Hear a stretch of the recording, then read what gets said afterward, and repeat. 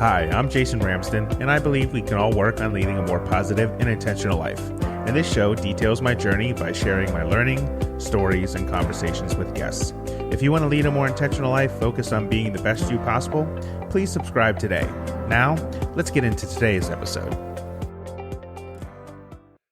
Good morning, good afternoon, or good evening, wherever you find yourself today, my Positivity Posse. Welcome back. We're getting ready to do another episode focused on our positivity quest, and today we're getting comfortable with uncomfortable things.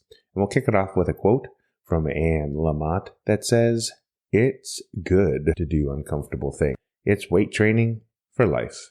And I love this quote, but I also struggle with it a little bit because it does with a weight training in there, which is, guess what, one of the things that people aren't quite comfortable with in their lives.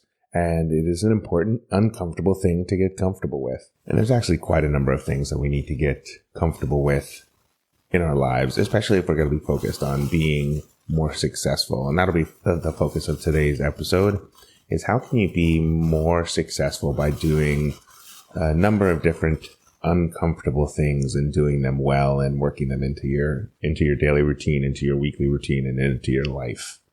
What I love about today's show is that it has to do a lot with what's happening in my life right now.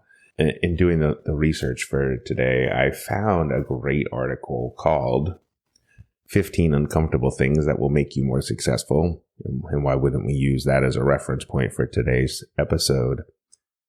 But as I was reading the article and scrolling through it, there are a lot of things in here that my own coach has been working on with me to try to get me to understand about myself and about life in general, and the things that I struggle with. And as a coach myself, I am also working with people who are working through some of these things as well. And so you're not alone if you're listening to this and trying to figure out, okay, what do I need to get comfortable with? What are the uncomfortable things I need to focus on?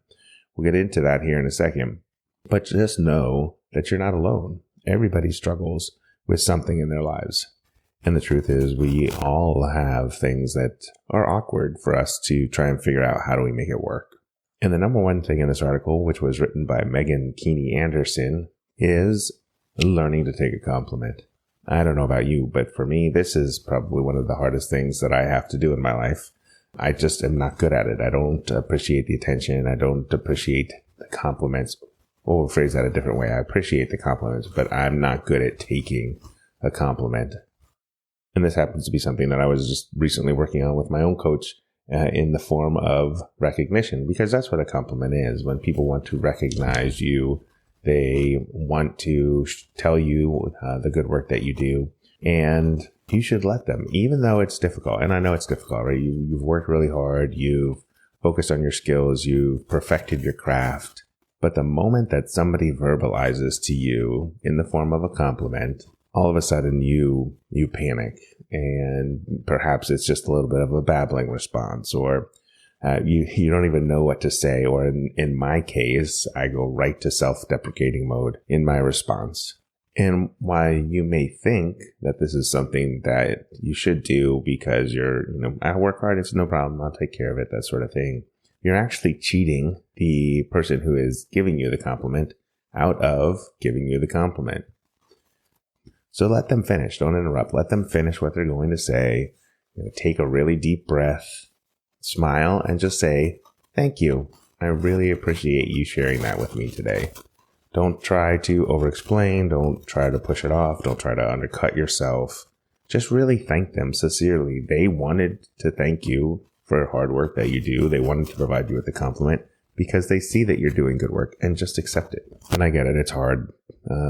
There's actually a study out there that says 70% of people actually associate discomfort levels, embarrassment, squirminess with the process of being recognized and receiving a compliment. So definitely you're not alone. And this discomfort usually arises because there's a disconnect between what people see in you and the work that you do and the self-doubt that you have in yourself. So just remember, when somebody's giving you a compliment, it's not really about you. It's not. You need to let that go. It's about the person themselves. They see good in you and they want to tell you about it. And it's a good thing because they're really telling you how you're impacting their life. And you know that I'm a big believer in impact 1 or impact 1 million. There's no difference. So if you're getting complimented on the work that you do, it's because you have impact. And that's an important part of life. All right, number 2 on the list, if you want to be more successful, especially in your career, number 2 on the list is you got to get comfortable with public speaking. And you may be saying to yourself, listen, Jay, this is like probably the hardest thing for me ever. Like, I'm not quite sure even how to get over the hurdle of thinking about wanting to do public speaking. And I understand, I get it. Over the course of my career, I've given over 30 different presentations at the national level, state, regional, all the way down to the local level on a small group of people. And in the beginning, especially when you have a large group of people, it was daunting. There was nerves, there were butterflies, there were stumbles of words.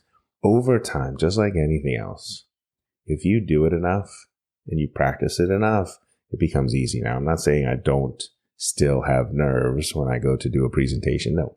But I no longer have the fear that I will fail in the process of what I'm trying to accomplish in the presentation.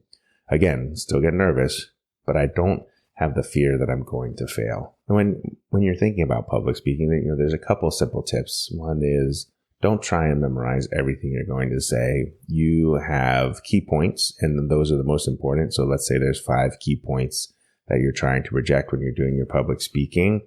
Allow those 5 points to act as your navigational guide. They are going to act as your points of context throughout. So there's going to be a beginning, a middle, and an end, and there's going to be a couple of points in between each. And let those points help guide you. And as you're doing it, let's just remember that the audience didn't get up that morning and say, oh, there's a really good topic. I really hope the person who's giving it bombs. I hope they fail. I want to see them stumble on their words and be miserable. No, they're there because they want to know more about the topic that you'll be talking about. And the best advice I ever got is take a deep breath, stand up tall, pretend like you belong there. Yes, you can fake it until you make it. Pretend like you belong there. And that just process, the deep breath, standing up tall into like a strong position, will actually trigger something in you that allows you to proceed. Now, there's plenty of tips out there for public speaking. There's organizations that you can join that can even help you with public speaking. But just like anything else, it's practice, practice, practice, and you can get better at it. And while this podcast is not necessarily public speaking, it is a journey in learning how to put together an audio package better, how to have my thoughts come out in a way that makes sense to the listener. And I continue to work on it so that there's value for you. All right, next on the list, waking up early. Now, this is one of my favorite things to do. I know people are like, why do you get up early? Why do you get up early every single day? Yep, Saturdays and Sundays, I may delay by 45 minutes to an hour, but the alarm's still going off somewhere between 5 and 6. And I was having a conversation with somebody the other day, and they're like, "What? I don't understand. Like, why don't you take the time to sleep in?" And the truth is, I've gotten to a point now where I know my time frame for sleeping. 7.5 to 8 hours tops. When you get in a habit, and it's really important, we talked about this before, bookending your day and bookending your night. But when you bookend your night and you are consistently going to bed at the same time, for me, this happens between 9 and 9:30, then consistently 7.5 to 8 hours later, I am ready to get up.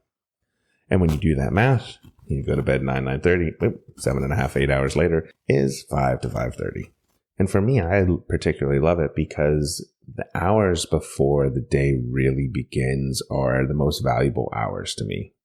The energy that I have, the focus that I have, the mental capacity that I have in the morning, I'm most creative, most alive, I think, between 5:30 and we'll call it 9 o'clock in the morning. That's a great way to get a lot of things done. And again, not going to say that it's easy waking up. It's a learned practice. It's because I have a set bedtime and my body really knows 7.5 hours is what I need between there and 8 hours. And then once you start to get in that habit, just really think about the things that you can get done during that part of the day. And I get it. Lots of people are in different stages of their lives. I understand that. Some people may have young children who listen to the show. Other people may be older. Their schedules are different. They may work the night shift. They may not have a typical day or a typical pattern. But this is really about, setting yourself up for success. And whether you bookend your day and your night like I do, or you tweak the hours a little bit, it doesn't really matter. Like, you have to do what works best for your schedule, but making time of the hours in the morning before the day really starts is really a magical time. And I highly suggest it. I hope you'll give it a try. All right, next on the list, we are talking about critical feedback.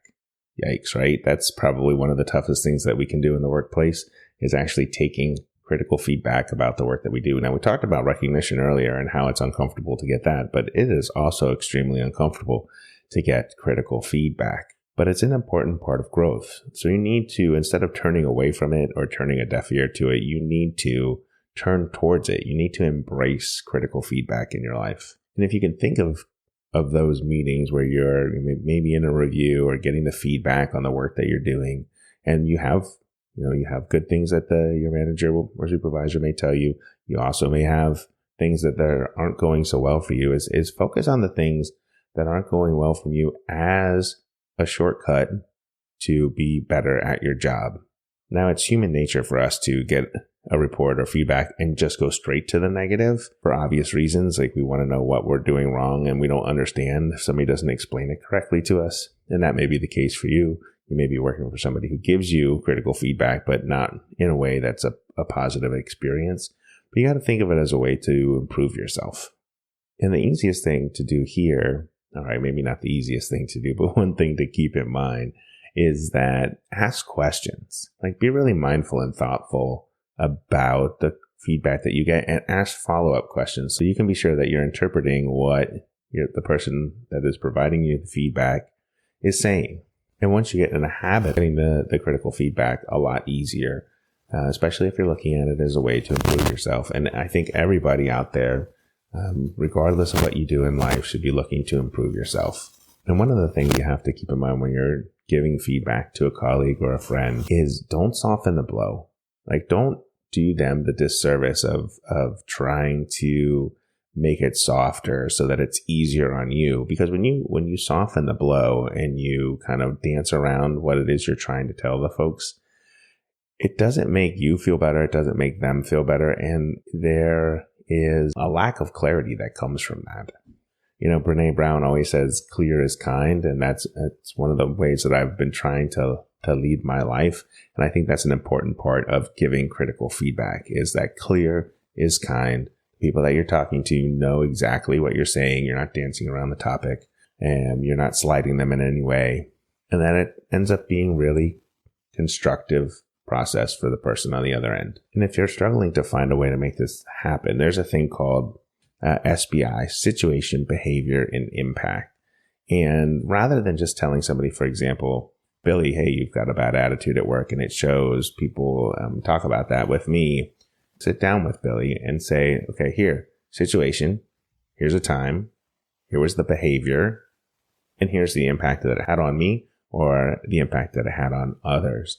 The more often you can do this, often you can put the critical feedback into context for the person. Don't save them up for a year and then tell the person and dump on them. No, do it routinely to be in the same space with you. It's not something that's just so open-ended that they don't understand where it's coming from. It's the exact moment in time. And that really helps the other person understand where the critical feedback is coming from, because it's not about them. It's about how it affected you.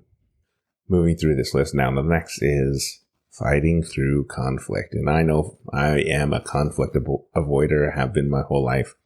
I am trying to work on it, trying to get better at this. This is something that for me makes me uncomfortable, just like everybody else, is coming toe to toe or head to head with somebody. And I think what's probably the easiest thing to do here is put yourself in the other person's shoes. Like, if something's going on and you see that you have conflict with a coworker at work, when you're looking at the situations that are going on, put the context, try to see the situation, behavior, and impact from their point of view. Is there something that you're doing? Is there a time or a behavior that's impacting them in a certain way? And be real honest with yourself. Sit down and be open to say, you know what, maybe some of the behaviors that I have are causing me to have an issue with this other person at work. And as soon as you figure out perhaps the reason for that, then it makes it a lot easier to figure out how to correct it, which will then minimize the conflict. All right, now, oddly enough, what's coming up next is we talked about it in the very beginning with the quote, and it was talking about being uncomfortable or getting comfortable with uncomfortableness is a weight training for life. And guess what? Exercise is the next on the list. And exercising is not something that's easy for everybody. It's not a habit that is easily made by people. I'm one of them. I go through spits and spats where I'm really good at it, and then other times I'm not good at it. But the truth is, exercise is something we all need. We need to move our bodies. Our bodies were built to move because that's how we were engineered. Human beings are always on the go, and exercise is part of that process. So rather than saying, you know what, I'm going to exercise to lose weight or I'm going to exercise to feel better, just get started with exercise. Just start to walk. Find time to move your body and just get up, get out, and get going. There are plenty of apps where you can connect with others, almost from an accountability standpoint, and find somebody that's going to hold you accountable for getting up and getting out and getting moving.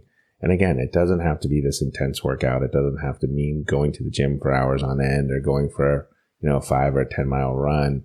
Exercise is an important part of life for a good reason. It helps move blood. It helps get air into our bodies. And it's a really good reset for us. You just need to find what works for you. That could be yoga. It could be swimming. It could be walking. It could be running. It could be weight training. It could be riding a bike, whatever it may be. Find something that works for you. And for a lot of people to get started, it's just walking. And do that slowly. Maybe you walk for 5 minutes one day, then it's 10 minutes the next day. Maybe it's 15 the next day. And get to a point where you build up and make it a part of your life. Just like getting up early and rising early. It's something that once you create the habit, you'll find that you can't live without it. And again, creating habits is not an easy thing, but if you get into the habit of creating habits and having an open mindset around it, you'll find that it'll be a little bit easier. But just don't try to do everything at once. Everything we're talking about today for being more successful in your professional life is not something that you're going to want to try and take on all of it at once. You got to chunk it. Another important key to being successful in your work and getting comfortable with being uncomfortable is unplugging. I recently did this for a week. We happened to have a spring break and we took time away. And I really focused on unplugging, like not checking my phone, not being attached to the internet, reading a hardbound book instead of listening to an audiobook, and just being out in fresh air, taking the time to relax and just unplugging from life. And doing that, you'll find a little bit more clarity or focus. When you stop checking your phone, when you stop having the urges to see what's going on, when you shut down your notifications, when you think of your phone as a tool to be used when you want to use it, and not necessarily looking to see if people are trying to find you, that's when you find the real power of unplugging. Let's say 6 hours without checking your phone. That's the challenge. See if you can make that happen one day this week. And going to bed is not the answer to getting those 6 hours. I'm talking about 6 hours during the day. Set it aside. Actually do work. Talk to your coworkers. Focus on what's going on. Get a project done. Run errands. But leave your phone someplace else. Go ahead, give it a try, and then drop some comments on this episode and let me know. How did it go? How did it feel to not be connected for 6 hours? And then if you get good at that, the next challenge would be a full day, 24 hours, no phone use. Give it a try and see what that feels like. Next up on our list of getting comfortable with uncomfortable things is networking and making small talk. And I know for a lot of people, this is probably something that's difficult to get going with, the small talk aspect of life. Some people, especially if you're an introvert, it may be harder for you to figure out how to do small talk or get comfortable with it. One of the recommendations I have for small talk, especially if you're going to be in similar situations over and over again, is have a set of 5 questions. Keep it in your bag, your purse, your car, wherever it may be. A set of 5 questions that you can ask new people regularly. The key to small talk is not necessarily talking about yourself, but giving people the opportunity to talk about themselves and prodding a little bit more and asking open-ended questions. Don't get yourself caught into the spot of asking them close-ended, and a close-ended question is an answer of yes or no or a single word. Ask them open-ended questions. What, how, when, and where. And you'll find that this will be a door opener or a springboard to other questions, and they'll start to kind of just roll through. And sooner or later, you'll hit something that they have a huge interest in, and then you have a really deep conversation. And by deep, yes, small talk, how deep are you going to get into a conversation? But you'll have kind of a good timeline of having a conversation with a person before moving on to the next person in the meeting or the next person in the room. As we come out of the pandemic and we start having social events again, small talk is going to be a big part of getting back to connecting with people. And I'll wrap up here. We've got two more things in this particular episode about how we can become comfortable with uncomfortable things, especially in the workplace as we're trying to focus on our professional lives. Is that one is admitting a mistake, take ownership. You have to take ownership when you screw up. No doubt about that. Don't try and push it off on somebody else. That doesn't do anybody good anytime at all. And then the other one is admit when you don't know something. Don't try to fake it. Lots of people will say, well, I'm going to fake it till I make it. No, be honest, be open, be transparent with what's going on in the workplace. If you don't know the answer to something, say so and say, I'm going to do some investigation and do a little bit of research, and I'll get back to you by the end of the business day, or I'm going to get back to you within 24 hours. But don't go through the process of trying to show that you know something when you really don't, because that will be uncovered pretty quickly. Now, I know today's episode was a little bit longer than my normal episodes, and we went straight through. I appreciate you spending time with me today, talking about how we get comfortable with uncomfortable things to be more successful in our lives, be more successful at work. It's an important topic. I think as people start to emerge from pandemic, they may be thinking about switching jobs. They may be thinking about things to make themselves better. And so I felt like this was an important topic today, especially as the weather starts to turn, people are getting outside, we're starting to have things open up a little bit more. And there's a good list of things from today's episode that you can really focus on. And I'd love to hear more about that. I'd love to get connected with you. Shoot me an email at jason@positivityonfire.com. Let me know what you're working on, what you're trying to improve in your life, and how I can help. And I'll close out today's show just like I always close out every day, is that thank you. Really do appreciate your time and listening to this episode, to these shows. It means the world to me. Time is the greatest gift that you can give to anybody. And just remember, be well, be happy, be you. And until next time, may your quest for positivity begin today. If you liked today's episode, please go to podchaser.com, search for Positivity on Fire, and leave a 5-star rating and review. For more on my positivity quest, follow me at positively_J on Instagram or TikTok, or engage with the show by visiting direct.me/Jason Ramsden. Have an amazing day.